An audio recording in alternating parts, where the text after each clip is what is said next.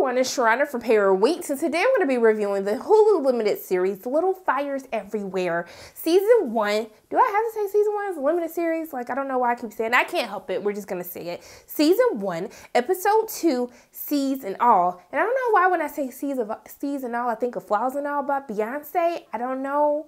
There's really no correlation. But sure, like, it's fine. I guess you could do a correlation, like, I accept my children flaws and all.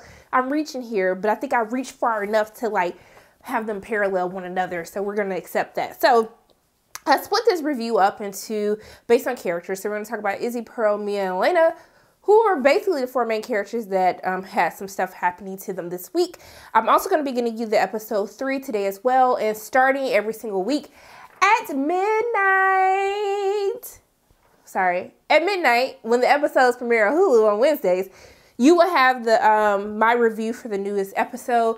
I have the episodes in advance before somebody asks in this comment section, because I know y'all gonna do it. I have the episodes early, so I'm going to go ahead and pre-watch some of the episodes in order for me to get you a couple of weeks worth of reviews already preset, downloaded, recorded, so you guys can have it. So going into, we're going to start with my girl Izzy, all right? Because Izzy, she been going through it. So it was the first day of school for all of the kids in the episode, and so she gets to school, she's trying to put a smile on her face. I'm lying, she ain't trying to put no smile on her face, but she's bearing it, okay? She goes to open her locker. She sees that there is an article that has been placed, a Time magazine article when Ellen came out saying, "I'm gay." Basically, the kids are insinuating that Izzy is gay, which we are led to kind of believe that she possibly is. Her mother's trying to figure out what's going on with her, why she's not friends with some of her friends anymore, but she hasn't said anything to her yet.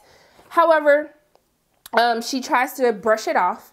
Then she goes to orchestra class, and then the teacher keeps picking on this girl. She keep picking on this girl in the class. I'm like, why are you bothering this little girl? Like, what did she do to you, ma'am? I don't understand. And then the girls are steady making fun of Izzy behind her back, talking all this smack. And I was like, girl, you need to say something to them, okay? You need to set them straight. Because most of the people who be sitting there doing all that talking ain't going to say nothing when you say something back to them. And even when she has a conversation with Mia, not Mia. Is that her name? Yeah, Mia.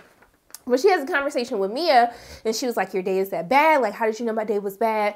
And then she was like, you need to stand up for yourself. And I was like, thank you, Mia. I don't know why you doing better parenting with Izzy than you are with Pearl, but oh well. So she basically tells her like, hey, you need to stand up for yourself. And I was like, yeah, you better stand up for yourself. You better tell them, say something else to see what happens. Say one more thing, and I'm going to show you what's crazy, all right? That's how I felt she should have responded. Guys, I do not condone violence. However, when someone is talking out the side of their neck for no reason, you haven't done anything, you need to talk out the side of your neck too and get them straight all the way together. So, sorry. Had a moment again. All right, so basically when the teacher starts like going off on the like girl again, and then basically Mia like gets up and then basically like went off on her, like went off, like Kirsten went off. I was like, ooh, this how we talking to our teachers? I was telling you to use the energy for the girls, but not your teacher. But I mean, I guess. But I just felt like, oh, you really got your teacher together. And I felt like you should have used that energy for other people. So, of course, she ends up getting suspended. And, of course, it's just perfect timing that her mother is there as well when she's handling another issue for Pearl, which we're going to get into. But, yeah, her mama was not happy. She was not happy. But I was like, you know what? It was pure entertainment to see her go off on her teacher like that. I hope next episode you got some energy for them little scallywags sitting behind you. I'm so sorry for saying scallywag. Lord, help me, please.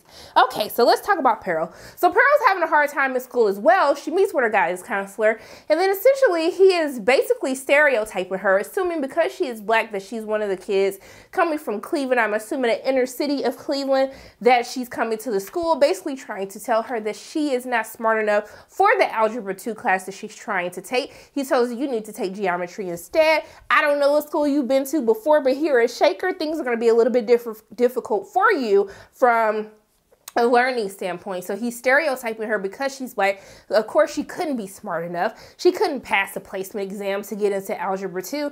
And so essentially he then asked her, does she want the subsidized lunch? And then she was like, yeah, I'm gonna take the subsidized lunch, but that doesn't mean just because I might not have as much money as everybody else in Shaker that you need to automatically assume that I'm not intelligent enough.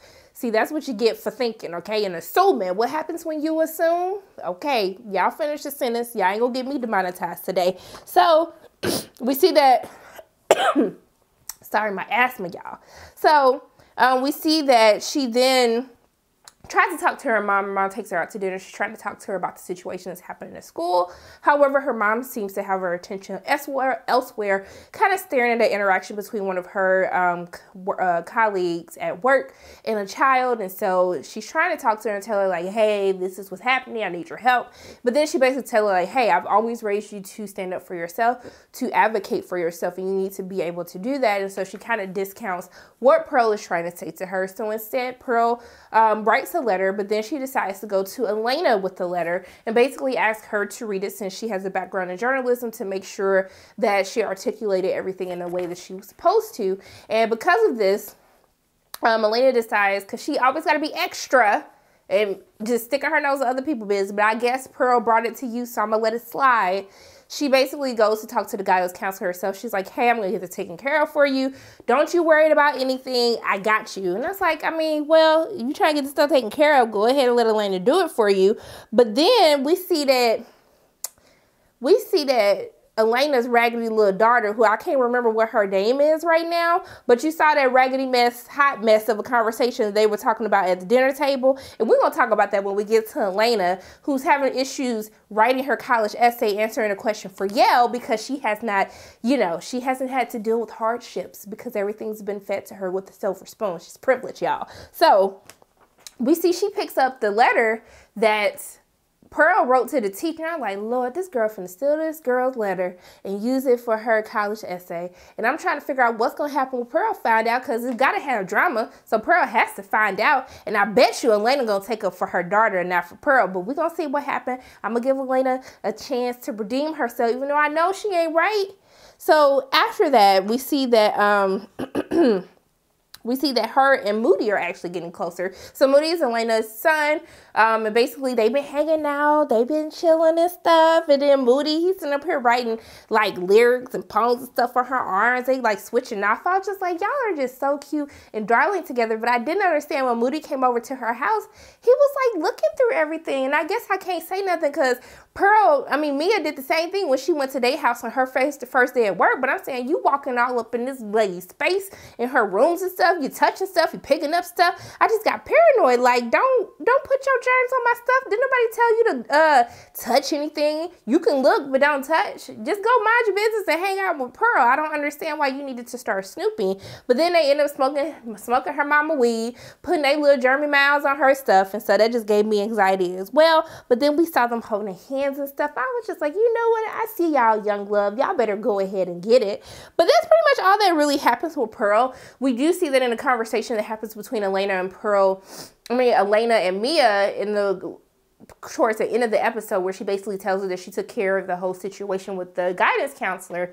That why do I mix her names up? Lord Jesus.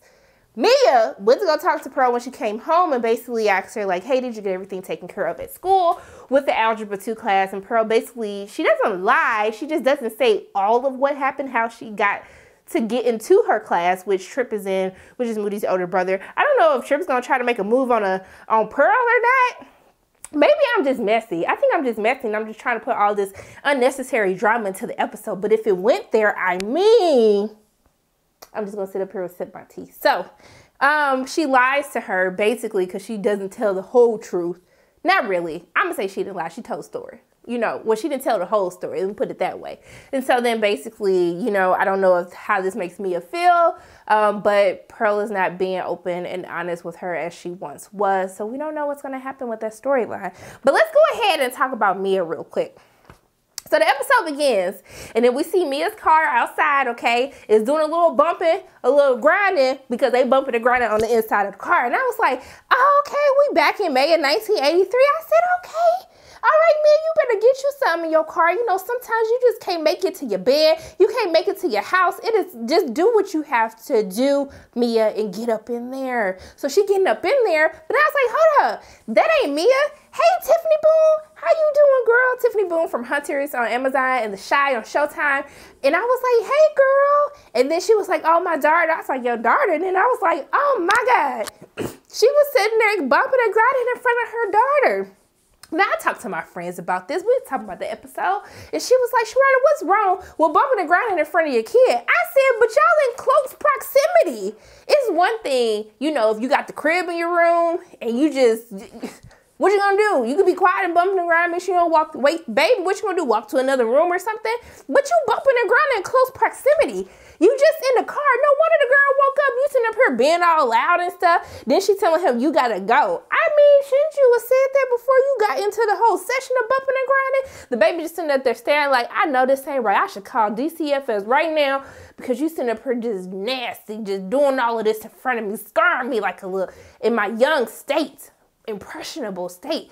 I was like, all right, Izzy. Mia, if you gonna get you some. But I just felt like it was a little bit much. Just a little bit much. Just a little bit. Teensy tiny bit. So she starts her job as a house manager. She's been really weird with Elena, because basically she's calling her a house manager because she didn't want to call her a maid, and she felt all weird and like she was being racist or whatever. And then she's basically telling her, okay, you could do this and do that. And then Mia's like, well, I only work afternoons. I said, girl, do you need a job or not? How you gonna sit up here and tell this girl you only do afternoons? Isn't this something we should have ironed out ahead of time? Like before I gave you this job, how you gonna tell her last minute the dishes can wait, I can do this afternoon? I was just like, it's a bit much, but oh well. I'm going to mix them up because I feel like their storylines, Mia and Elena's, kind of intertwined with one another. So I'm kind of going to flip-flop back and forth. So Elena's husband, Bill, wants her to talk to Mia in regards to the fake reference. So Elena goes to Mia's apartment while she's smoking weed, doing her little job, because you know you need a little boost, need a little creativity when you're trying to get the art juices flowing. And so essentially she tells her like, hey, that reference didn't check out. And then Mia says, okay, well, like, you know, I'll have somebody else call you. I'll give you another reference, whatever. So she basically ends up having her coworker call from the Lucky Palace, call and pose as her landlord, said that she was great. She was excellent. Like, I was like, girl, you couldn't get nobody else. Like, you just gonna have your coworker call. What if she came in, try to get some takeout? But let's be honest, this is Elena. I don't even know if she eats takeout in the first place. But I was just like, okay, just go ahead and be quick and think on your feet. So in the midst of all of this, then Elena is bothered because she was like, well, the landlord just had all these great things to say. And I was like, girl, what do you want? So you mad because the reference didn't check out. Now you mad because the person said that she was great. I was just like, I mean, you're right, but just be easy, just be happy. Like, why are you looking for something bad to happen? So in the midst of all of this, I'm trying to figure out why are her and Bill married? Because Bill just sitting here like, girl, can you just pick up my dry cleaning? Like, ain't nobody trying to listen to all of this mess today. If I could just get a back episode to see how Bill and Elena got together in the first place, because they just don't look like they go together for one another. I mean, she makes him have sex only twice a week. Then she only drinks 4 ounces of wine. I don't understand these things, how they both came together and decided that they loved one another and that he wanted to put up with this foolishness. That's why Mia found out a little Penthouse magazines hidden in his desk in the first place. I said, I can't even blame the man. You only can do something twice a week. And that's if you make it home before midnight. I don't understand. I just don't get it. So we see that because Elena just can't just sit still and just accept things to be what it is. She goes to the police station. She gets one of her friends to run a background criminal check on Mia. The problem is when she thinks that the results are going to come to her job, instead they go to her house, and then Mia actually intercepts and can see that Elena basically has somebody run a criminal background check on her. And I was like, oh snap, like, is she gonna bring it up? What's she gonna do? I don't know, but I'm here for the explosion when it happens. So in the midst of all of this, Mia is basically doing her first day. They have her book club. Elena has her book club, and they're doing the vagina monologues. I did the vagina monologues. I was the angry vagina, of course. So I'm just saying that it just held a special place in my heart, the fact that they were talking about this book. But we see that she asked her to make brisket, but then she started making meatloaf. I was like, girl, that's not what she told you to make, but okay. Bill all excited because he's like, oh my gosh, you're using Ritz crackers. And I was like, I don't know what real meatloaf tastes like because my mom only bought the store-bought. I guess that was another childhood trauma moment. But yeah, so Elena hates it. all the family like, ooh, this meatloaf is so good, y'all. Like, it's so good. And then Bill tries to like change the subject, like, it's not as good as yours with the breadcrumbs, honey. And so I was just like, girl, if she cook better than you, just be easy. Sometimes you gotta mix it up. If your man said that he wants some Ritz crackers, then baby, you better dish them breadcrumbs and put some Ritz crackers up in there to make your man happy, make your kids happy. Heck, make you happy and everybody else happy. So I'm sorry, that was just another moment as well. But in the midst of all of this, Mia plays cool during their book club, and they're having an interesting conversation, which I actually enjoy because it's something that I see now. A lot of women base like their life on motherhood, and I think that's fine. Like my best friend is a mother. I came from a mother. So I understand why that's like a big deal and that it's such a beautiful thing to bring a life into this world. But there's a lot of people who can't, who ain't got nobody to help bring a child into the world.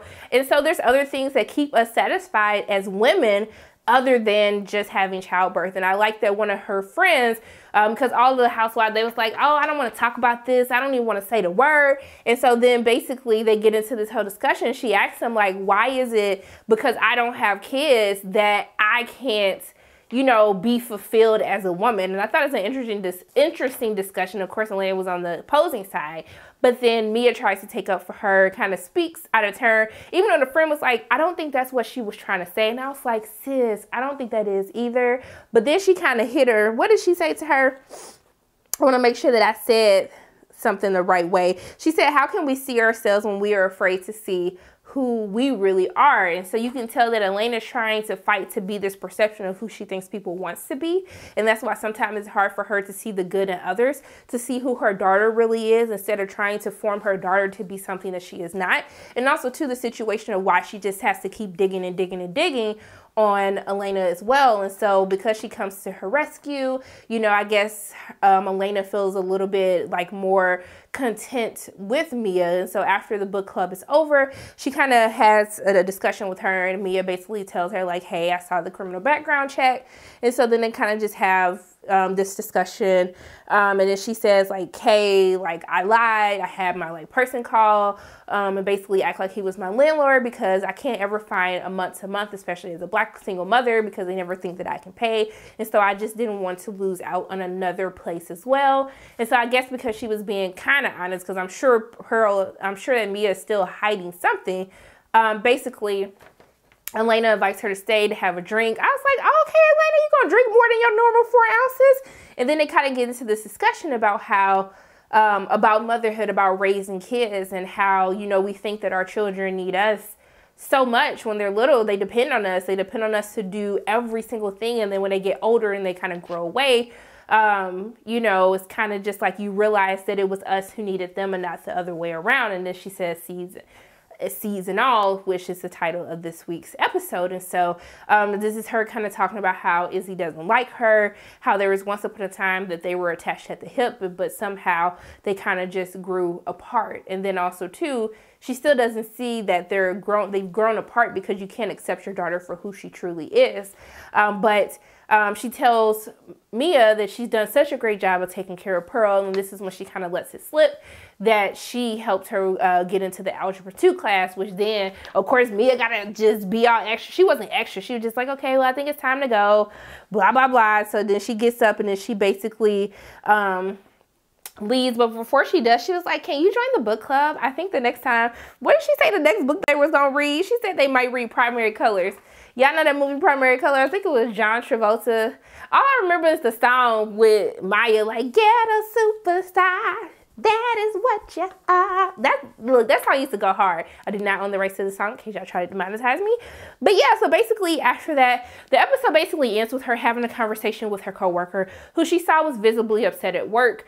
She's crying because she misses her daughter. And basically she told her, hey, I'll take over the rest of your shift and I'll, you know, I'll give you the tip money, like whatever you need, just go home and just take care of yourself. And so I don't know if this struck a chord with her. What if Mia stole Pearl when she was a baby? Because it seems she was really caught up on this, because at first she told her coworker, you don't have to tell me anything, but then at the end of the episode she asked her what her name was. So I'm like, did you steal Pearl? Like, is Pearl not your kid? Was Was Tiffany Boone's character, because I don't know what her name was, that your sister? Like, what is happening? I'm just trying to understand, because somebody lying somewhere. Pearl is obviously not your child. Is Jesse Williams fine behind? Is like he her daddy? I'm just trying to figure out the answers, because I need answers, okay? So just let me know what you think. But overall, I like the episode. The episodes really work with the conflicting dynamics of Reese Witherspoon and Kerry Washington's characters. You feel the tension, you can see the tension happening, and that's what keeps you pulled in as you're still trying to figure out who Mia is. You know that Mia is obviously not who she says she is. So I think it's interesting to kind of figure out each episode what secret she's hiding. And now we're trying to figure out who Tiffany Boone's character is. I'm excited to find out. Hopefully we're not going to be bumping and grinding in front of baby Pearl anymore. That's just a hope, I'm just saying. And then also too, can I give a shout out to whoever's in charge of the music, because this takes place during the 90s. So I just get all of my little 90s love with this music that they play every single episode. Just kudos to you guys, because you are absolutely fantastic. But I can't wait to see what Elena's trifling daughter is up to after stealing Pearl's little essay thing that she wrote to the teacher. I can't wait to see what else that Mia and Elena get into it about. And I'm still trying to figure out why Bill is married to Elena. I hope that I get an answer for that in this season. But those are pretty much my thoughts on Little Fires Everywhere, Season 1, Episode 2. Season all. As always, my name is Sharana from Pay Your Weights, and if you like what you saw today, make sure you hit the like button, hit subscribe, share this video with your friends, and make sure you hit the notification bell. And I love you guys 3000. I'll see you soon.